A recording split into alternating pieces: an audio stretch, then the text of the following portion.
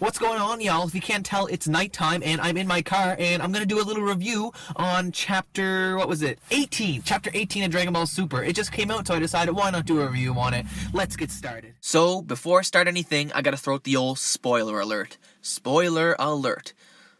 There is gonna be a lot of spoilers throughout this review, so, if I ruin anything for you, don't come crying to me, because you have been warned. Let's start. So let me just start off by saying that, wow, the art is a lot better in this manga, in my opinion, than it is in the show. The show, I know you have to do a lot more work, coloring, animation, and all this stuff, but the characters have more of their, I guess Goku looks more like Goku, Vegeta looks more like Vegeta, and Trunks looks more like Trunks, you know what I mean? They just look more, I don't know, they just look better. They look better to me. Whis looks better, and the Grand Priest also looks better, and I also like the way Zeno-sama looks in this chapter. So the chapter started off, Goku met the Grand Priest, and it was found out that Whis is an angel. So what an angel is in the Dragon Ball world and what they do, I don't really know. So yeah, Goku gives his normal greeting, yo, what's up, I'm Goku, and King Kai just, is getting right angry at him, and Whis is a little bit, but King Kai is just losing his shit because, King Kai knows you don't talk to gods like that. Even though King Kai's a pretty chill guy himself, he respects the older guys, or the older god, shall I say. So yeah, he's like freaking out the whole episode. It was pretty funny, and I apologize greatly. I just called him King Kai, and even King Cry when I stuttered there. I don't know where that came from, but now I'm just going over the video just to make sure I didn't make any mistakes. And I called him King Kai like 3 times. Supreme Kai is what I meant. I'm sorry, folks.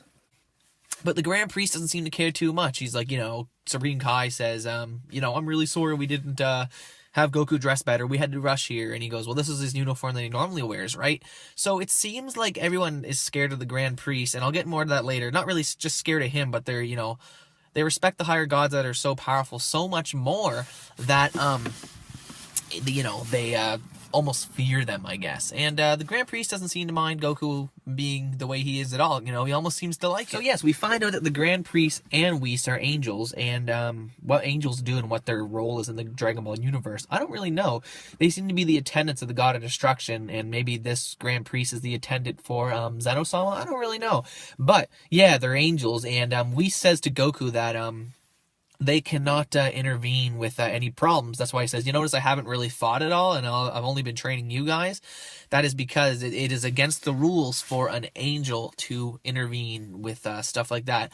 I guess, the way things play out, it's just their role to let it play out like that, unless really necessary. But, Whis did rewind time to save Earth, so I guess he kind of already interfered. Was he breaking the rules then or not? I don't really know, but yeah, they can't interfere. So if Goku and Vegeta were getting their asses whooped, and it was almost the end of humanity, it wouldn't be Whis' job to fix anything. Probably the God of Destruction's job.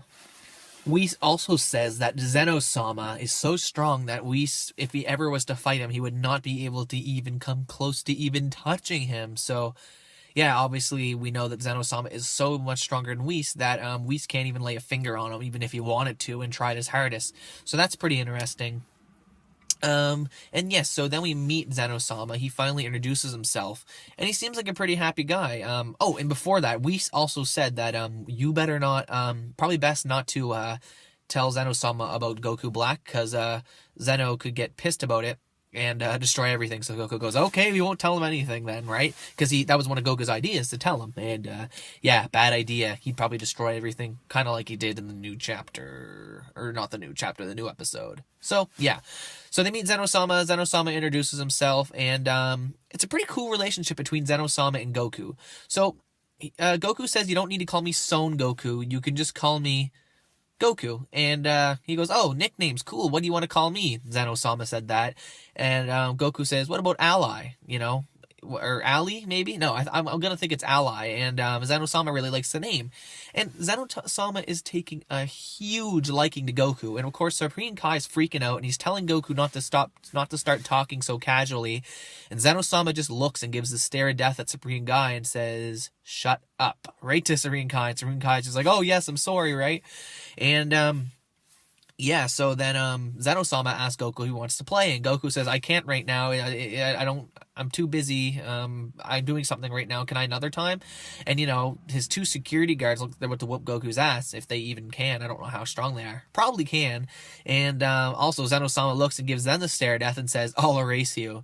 Knock it off. So Zeno-sama thinks it's cool to let Goku wait. So the relationship that I'm getting here is that Goku and Zeno-sama really likes Goku, obviously. We can tell. He's telling everybody to, screw right off. And I think the reason is because, he's so strong that he doesn't have friends. Well, all of his friends are scared to death of him, and that's why they hang around. The two security guards, who knows? I don't really know what the relationship is with Zeno-sama, but I'm guessing they're scared. And Zeno-sama's just a cool guy. He doesn't need all that, respect and loyalty, that let's say the Grand Kai wanted, because remember that filler episode with the Grand Kai roasted Goku for not bowing? This is exactly what the scene reminded me of, because Goku wasn't being casual at all. He was just yo, I'm Goku or whatever. And Zeno-sama likes that because he sees someone who's not scared of him, who just wants to be friends, because Goku's just an all-around good guy. So yeah, that was really, really cool. And so Zeno-sama's like, come play with me, and Goku's like, well, we should go to Earth to play sometime, but we can't right now. So pretty much they have a deal that they're going to play sometime in the future, just whenever Goku, finishes off with Black and everything. And Goku says he's going to bring him a friend to play with, even though Goku had nobody in mind. But yeah, so that's it. So they end up leaving, and Zeno-sama gives Goku the Zeno button, or whatever you want to call it, to call him whenever it's time to go play, hang out, do whatever they want to do. So, yeah, that was really cool. I like the relationship between Goku and Zeno-sama in the manga, and they did that pretty well. I like the way they did it. So, then they left the palace. Supreme Kai passed out because he just saw all this shit, Goku being casual with Zeno-sama. It just freaked him out, so he passed out.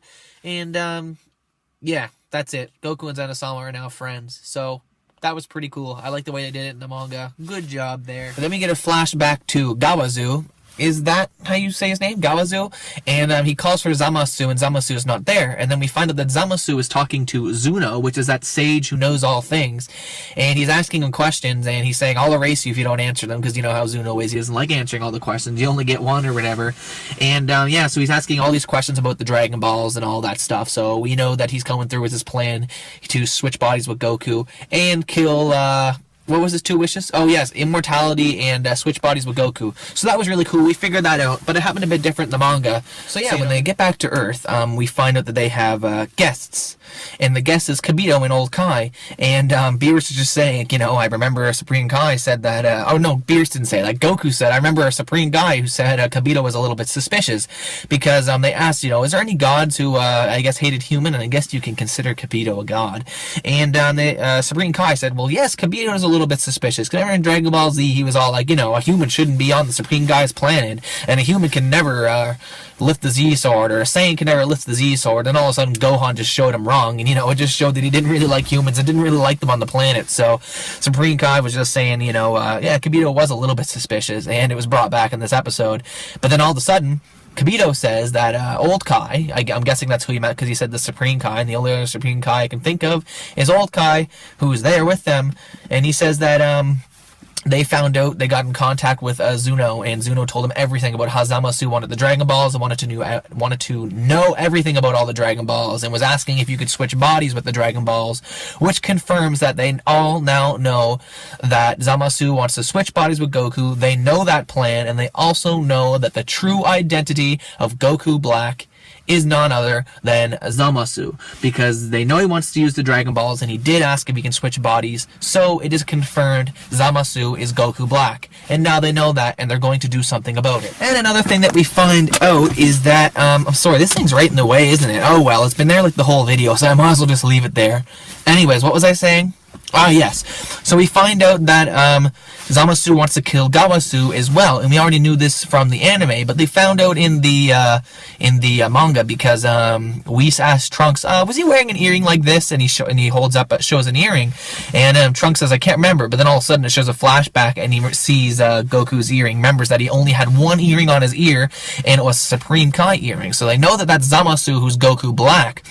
And they also now know that he kills Gawasu and steals his earring because, yeah, that's why they know that, because he would have had to kill Gawasu to get that Supreme Kai earring on his ear, because as we know, Zamasu is not a Supreme Kai yet.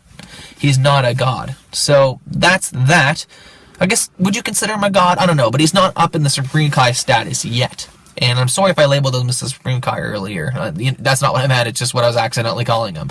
So, that's that. And then they ask, well, then, why would Goku Black, or shall I say future Zamasu, go to...